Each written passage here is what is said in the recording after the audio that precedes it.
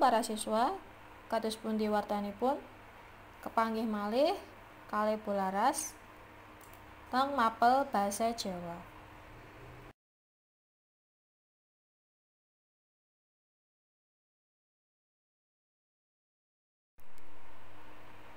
Bab pertama utawi wulangan setunggal teng kelas 7 semester gasal yakuwi prastawa utawa peristiwa.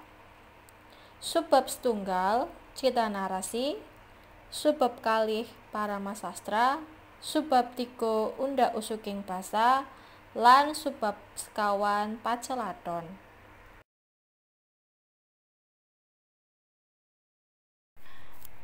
Mlebet teng subbab pertama yakuwi cerita narasi. Apa sih dimaksud narasi? Narasi yakuwi sakwijine wujud panjabaring utawa penguraian paragraf nang sakwijine karangan utawa karya tulis sing njlentrehna utawa menjelaskan babagan utawa bab rangkining utawa rangkaian prastawa kanthi runtut utawa urut wiwit sekang awal, tengah, nganti tekan akhir. Dadi sing dimaksud narasi kuwi menceritakan dengan jelas suatu peristiwa dengan urut sekang awal, tengah, nganti tekan akhir. Dadi sesuai karo kronologis kejadian. Dene miturut Goris Graf, sapa kuwi Goris Graf? Goris Graf yakuwi salah sijine sastrawan sing terkenal. Cerita narasi wacan utawa cerita sing budidaya nyritakna prastawa utawa peristiwa nganti sing maca kaya weruh dhewek utawa ngrasakna dhewek prastawa sing diceritakna. Cerita narasi biasane nyritakna urip sing tansah dinamis kanthi nggatekaken urutaning wektu utawa kronologis.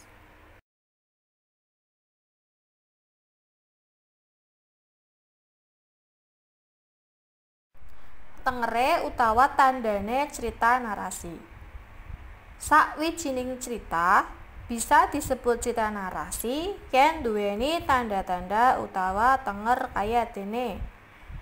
Setunggal, mentingaken unsur tindakan. Kalih, dirangkai utawa disusun kanthi nggatekna urutan wektu sing kronologis. 3.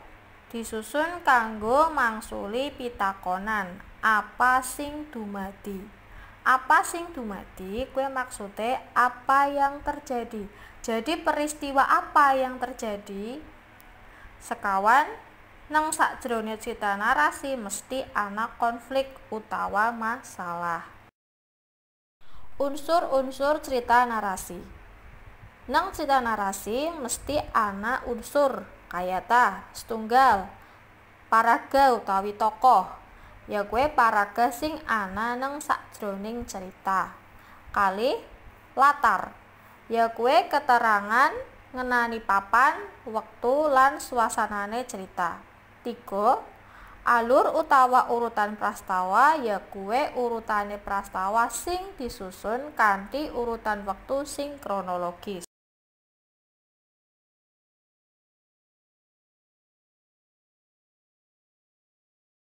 Struktur cerita narasi. Umume cerita narasi nduweni struktur kayata setunggal pengenalan yakuwi perangan utawa bagian kanggo ngenalna paraga utawa tokoh, papan, tempat utawa panggonan, wektu, suasana, lan liya-liyane.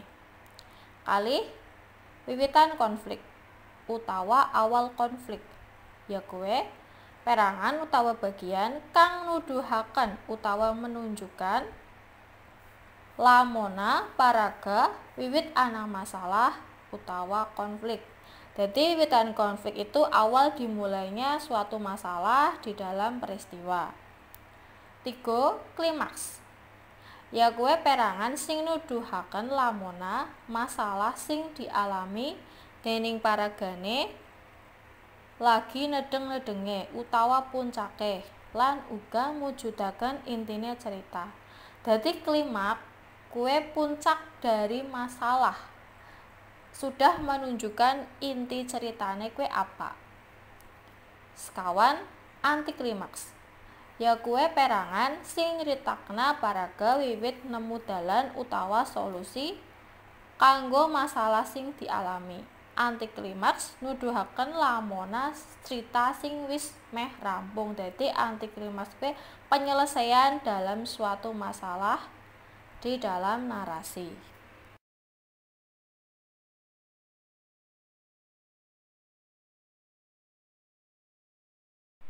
Jenis paragraf narasi.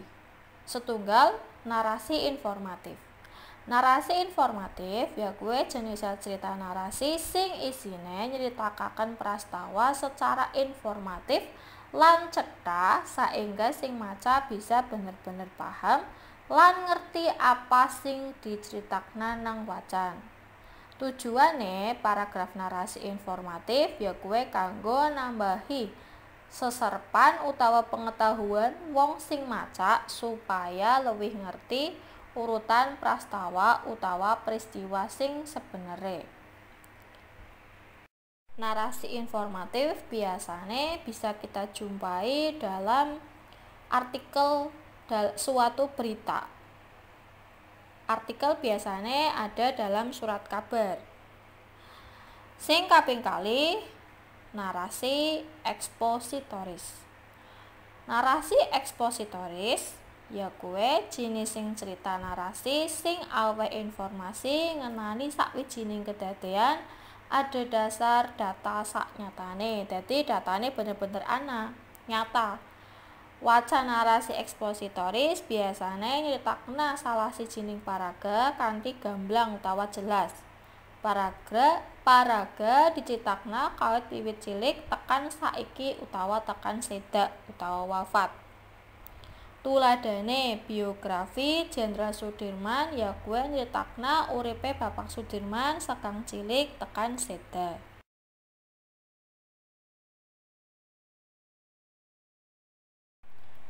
Tiga, narasi artistik. Narasi artistik ya kuwi jenising cerita narasi kang isine nyritakna sakwijining cerita sing sipate imajinatif utawa khayal.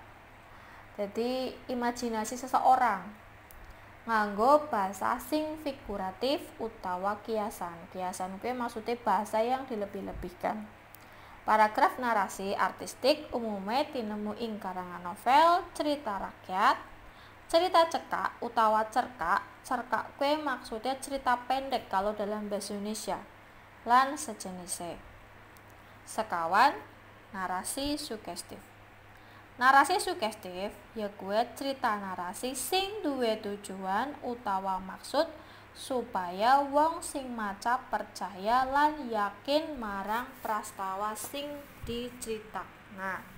Jadi narasi sugestif kuwi maksudnya untuk membujuk seseorang supaya percaya dan yakin dengan peristiwa yang sudah diceritakan.